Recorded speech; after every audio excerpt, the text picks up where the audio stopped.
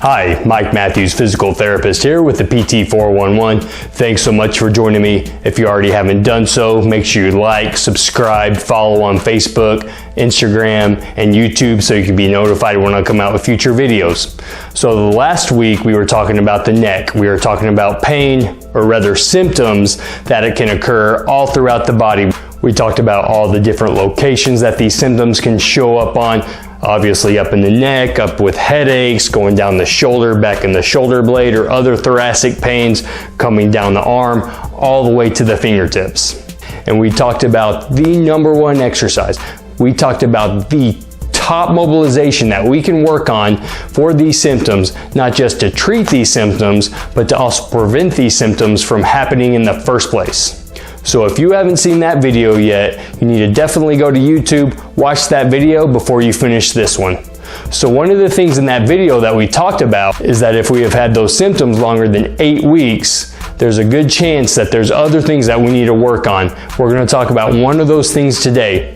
And the big thing with those 8 weeks is if those nerves have been occluded, if those nerves have been pinched on or obstructed for a prolonged period of time, there's a good chance they're going to start getting stuck in other places too. They're going to start tightening up. They're going to start developing adhesions, not only up in the neck, but working its way down the arm. So we're going to take a look at the nerves over here that come off of that cervical spine, that come off of that neck right here. We have all these nerves that run all the way down to our fingertips right here that all start right here. We have 7 cervical vertebrae and our top thoracic vertebrae right here. And of those 7 cervical levels, we have 8 spinal nerves that come off of here and that top thoracic spinal nerve. Now all these spinal nerves come together in various points and they end up breaking apart, coming together until we get down closer to that arm. This area right here is called our brachial plexus, where all this coming together and splitting apart occurs. And then the end result way down here is we have these 3 main upper extremity nerves that travel all the way down to those fingertips here.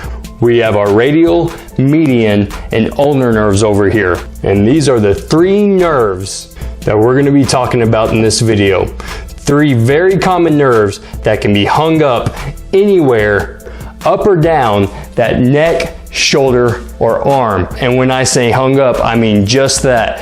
If those nerves start off in that neck, nice and tight, nice and occluded, nice and obstructed or pinched off there, they're not going to be as mobile going all the way down to those fingertips. What can end up happening is those nerves themselves can tighten up, or they can develop adhesions, they can get stuck, they can get tight along any of the tissue anywhere up or down that arm. So if you've been having symptoms stemming from your neck that have been going down that arm, anywhere along that arm, down to those fingertips, and we're pretty sure it's coming from there, we need to start flossing. We need to start stretching out those nerves. We're going to go over all 3 of those nerves today.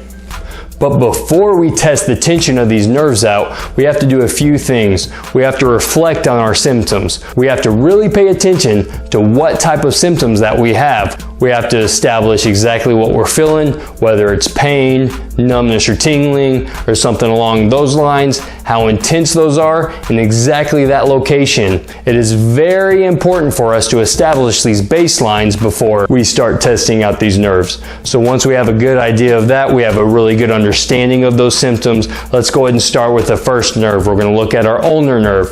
With all 3 of these, we need to make sure the side that we are testing, that shoulder is nice and depressed first. So we're going to take that opposite hand, put it on top of that shoulder, and hold it down. While we're holding it down, we're going to start to position this other side. And the first thing I'm going to do here is touch my thumb to my index finger. And no, we're not playing the gotcha game, but this is a good way to remember the ulnar nerve is the gotcha game one. And we're going to elevate that elbow right here. We're going to turn our palm up as high as we can. And a good thing to try to think of, or a good position to try to get into if you're flexible enough, is trying to make a goggle with that side, with that hole. If you can't, just turn it up as high as you can. And this is the position that we're getting in. We're putting that nerve on as much tension as we can. We can always add a little extra tension by tilting our head to the opposite side here. If this reproduces those symptoms, our ulnar nerve needs to get flossed. We need to stretch it out, but we also have to do it safely. I don't want to stretch it out all at once, Testing it out once is okay, but we don't want to stretch it out all the way, all the time to treat this. We got to start off nice and slow. We're going to put on a little bit of tension and take a little bit of that tension off. We're just going to do that consistently. We're going to do that constantly for several days before we add any extra tension to it. And as we put that tension on and take it off, it's going to also glide that tendon back and forth through all those tissues in there. It's going to help break up any adhesions that are in there, as well as that tension being brought on and off, stretching the nerve out and elongating it over time.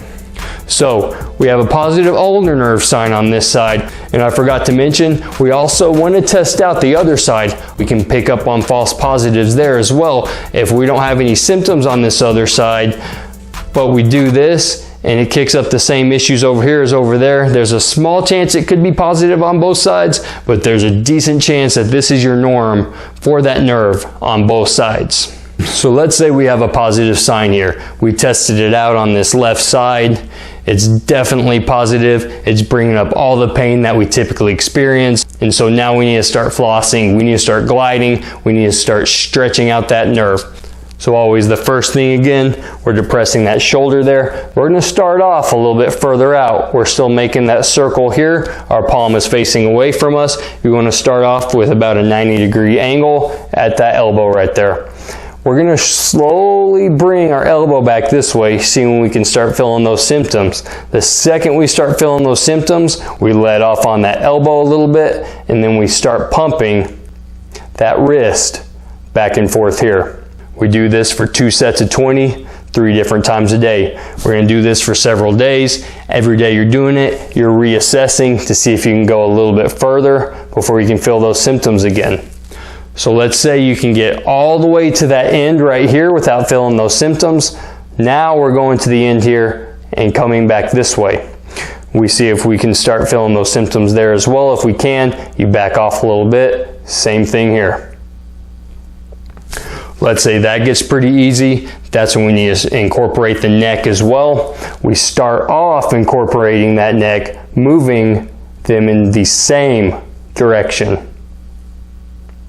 When that gets easier, we start to move them in the opposite direction so we can start putting maximum tension on this. When I say days, ideally it takes days. Sometimes it can take quite a bit longer, and this is usually dependent on how long you've been having these symptoms. The longer you've been having the symptoms, the tighter the nerves may be, the stronger the adhesions may be around those nerves, and the longer amount of time it may need to stretch out this nerve and floss it throughout all that tissue in there.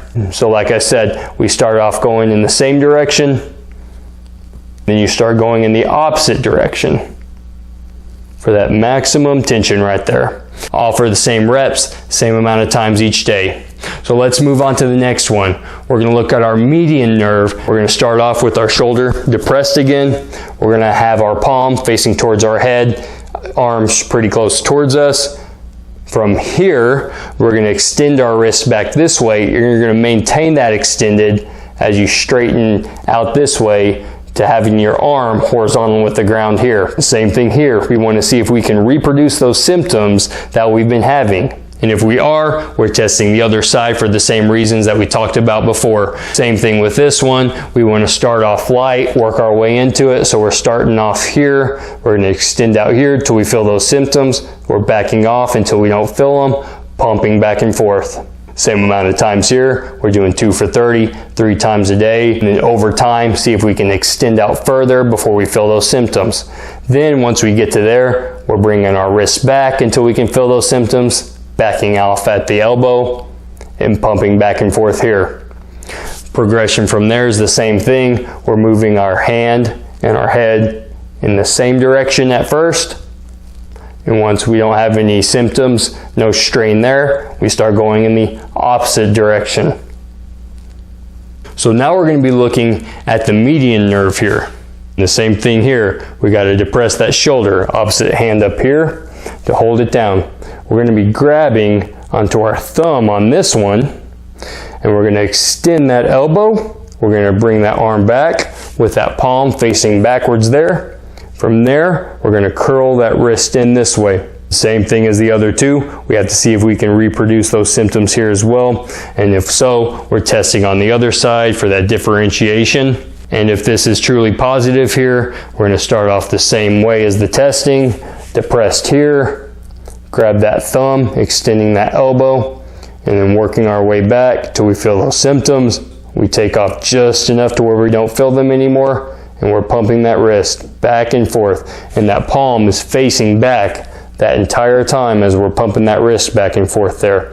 Over time, we're trying to extend that arm back further and further until we can get back as far as we can with that wrist curled back. And if that's still getting us, we're still backing off a little bit, pumping back and forth until we can fully wind that up. And once we get to the point where we're not having tension there, we're incorporating that neck again.